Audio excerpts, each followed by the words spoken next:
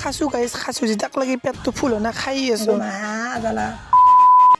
তেন গাইজ আজি মই মৰ্ণিং উঠি কিনে গাইজ আজি অলপমান ব্যায়াম কৰি লৈছো ব্যায়াম মানেনো কি গাইজ 5 মিনিট পেনলো ব্যায়ামত এনাই গোটা গাইজ মই ব্যায়াম কৰি ফুৰো আপোনালোকক দেখাবৰ কাৰণে আজি অলপমান দেখুলো চিষ্টাৰক স্কুলত বাই দি মই বহি গেলো ডাইৰেক্ট চাহ খাবা গাইজ আৰু কি আছে গম পাই নাই পিঠা চাহখিনি খোৱাৰ পিছতে মোক মায়ে কৈছিল কচুখিনি ৰ'দত দিবে এতিয়া সেই কচুখিনি কেনেকে কি বনাই খাব পাৰি আপোনালোকে জনে জানে কমেণ্ট কৰি ক'ব ইবিগে আছিল হাৰা নহয় মাংস মই পুৱাৰ ভাতকেইটা সেই দি খাই উঠিলো পাকঘৰৰ বেৰাৰ পিছেদি মাতিছিল আমাৰ বড়ো মাহঁতৰ বৈ মাতাৰ কাৰণটো হৈছে মানে আম দুটা আনবা মাতিছিল এতিয়া আপোনালোকে সেইবুলি নকৰো আম দুটো দিছি যেন তাকে বহুত চিষ্টাৰে স্কুলৰ পৰা আহি পোৱাৰ লগে লগে তাইক লগে দিছো ডাইৰেক্ট আম গোটা নিজৰে চিষ্টাৰ থকাৰ লাভ গাইজ এগলেই মানে তাই বেলেগ কাম নকৰে কিন্তু এই টেঙা বস্তুটো চেলে একদম এক্সপাৰ্ট আৰু জালাৰ ভয়তে আমি আমখিনি খান বেৰিছো